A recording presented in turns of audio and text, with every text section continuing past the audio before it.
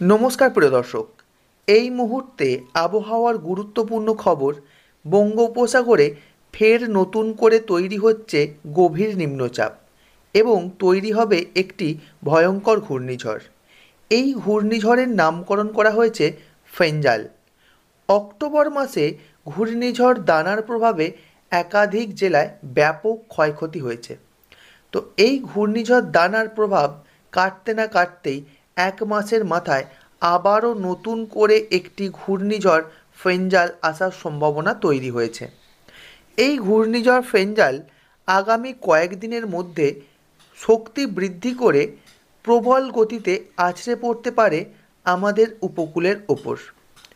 এই ঘূর্ণিঝড়ের সমস্ত খবরাখবর সম্পর্কে কি উঠে আসছে সর্বশেষ আপডেট জানাবো এই ভিডিও বার্তার মাধ্যমে।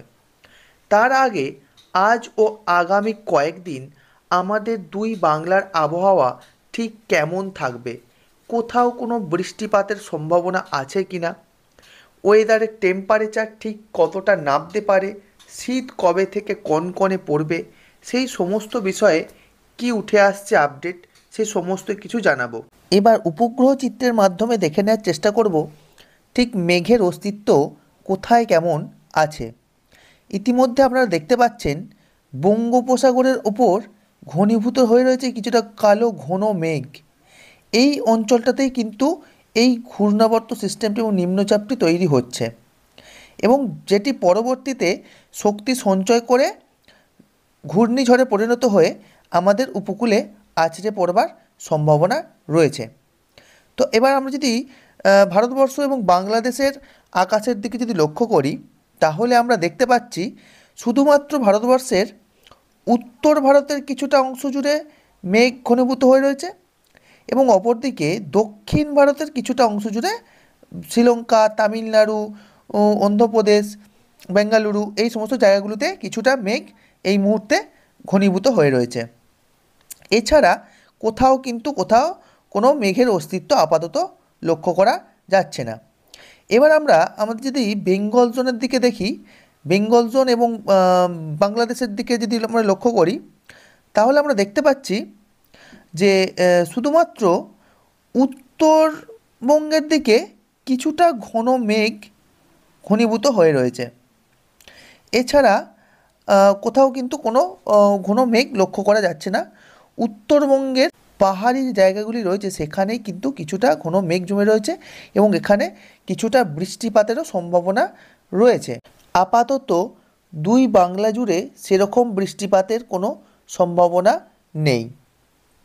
দুই বাংলার দক্ষিণবঙ্গ এবং উত্তরবঙ্গের বেশিরভাগ জেলাতেই কোথাও কোনো বৃষ্টিপাতের সম্ভাবনা থাকছে না এবং বাংলাদেশেতেও কোথাও কোনো বৃষ্টিপাতের সম্ভাবনা আপাতত লক্ষ্য করা যাচ্ছে না।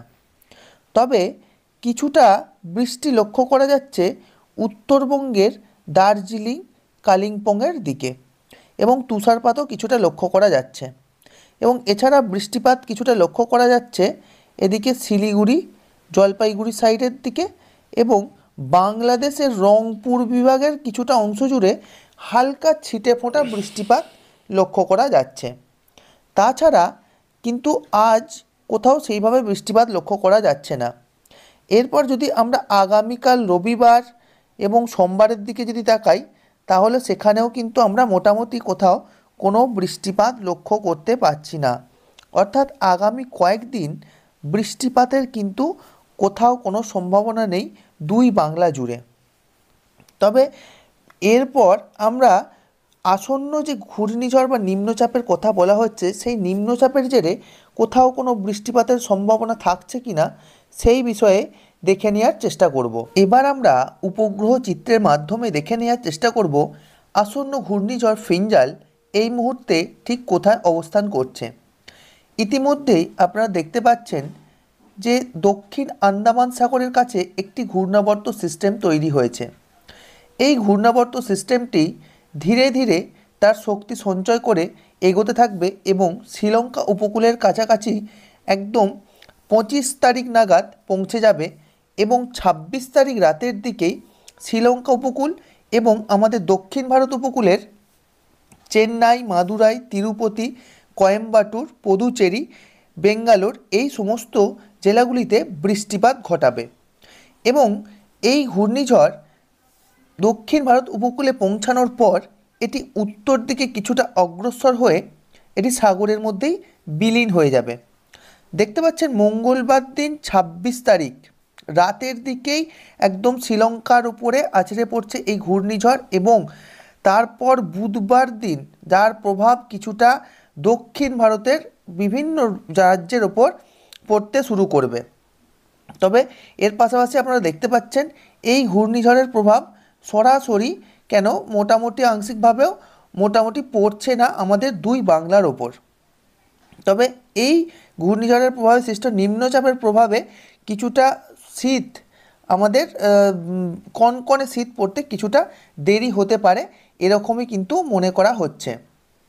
তো এই ছিল মোটামুটি আজ এবং আগামী কয়েকদিনের ওয়েদারের আপডেট এবং আসন্ন ঘূর্ণিঝড়ের যাবতীয় আপডেট। তো এই রকমই প্রত্যেক দিনের ওয়েদারের আপডেট পাওয়ার জন্য চ্যানেলটিকে অতি অবশ্যই সাবস্ক্রাইব করে রাখবেন এবং ভিডিওটি ভালো লাগলে ভিডিওটিতে একটি লাইক করতেও ভুলবেন না। ভিডিওটি শেষ পর্যন্ত দেখার জন্য আপনাকে অসংখ্য ধন্যবাদ।